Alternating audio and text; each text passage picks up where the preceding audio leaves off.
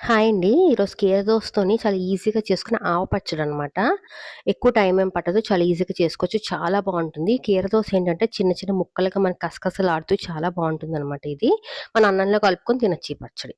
ఎలా చేయాలంటే ముందుగా మనం ఆవను రెడీ చేసి పెట్టుకోవాలండి. సో, దానికోసం మిక్సీ జార్‌లో 2 స్పూన్స్ వరకు నూనెపప్పు, 1 ½ స్పూన్ వరకు వరిపిండి ఉంటుంది బియ్యం పిండి, 1 స్పూన్ వరకు ఆవాలు, 3 పచ్చిమిర్చి వేసేసి, కొంచెం సాల్ట్ వేసేసి, లైట్‌గా వాటర్ యాడ్ చేసుకుంటూ దీన్ని ఇలా ఆడుకోవాలనమాట. బాగా మెత్తగా ఆడుకోవాలి. ఎక్కడ మనకు తగలకూడదనమాట చిన్న చిన్నగా. సో, ఇప్పుడు కీర దోసలేంటంటే ఈ విధంగా చిన్న చిన్న ముక్కలుగా తొక్కతోనే కట్ చేసుకోవాలి. ఇప్పుడు ఇదంతా రెడీ చేసి పెట్టుకున్న ఆవను వేసేసి, కొంచెం వాటర్ ఎయ్యండి. ఎక్కువ వాటర్ ఎయ్యొద్దు. ఎందుకంటే ఆల్రెడీ కీర దోసలో వాటర్ ఉంటుంది కాబట్టి మరీ పలుచగా అయిపోతుంది.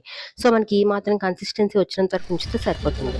సో, ఇప్పుడు దీంట్లోని మళ్ళీ కొంచెం సాల్ట్ అనేది యాడ్ చేసుకోవాలి. సరిపడా సాల్ట్ వేసేసుకొని, ఇప్పుడు దీనికి మనం పోపు పెట్టుకోవాలి. పోపు అంటే ఏంటంటే మనం రెగ్యులర్‌గా పెట్టుకునే పోపే. ఆవాలు, కొంచెం మినపప్పు, ఇంగువ అండ్ కరివేపాకు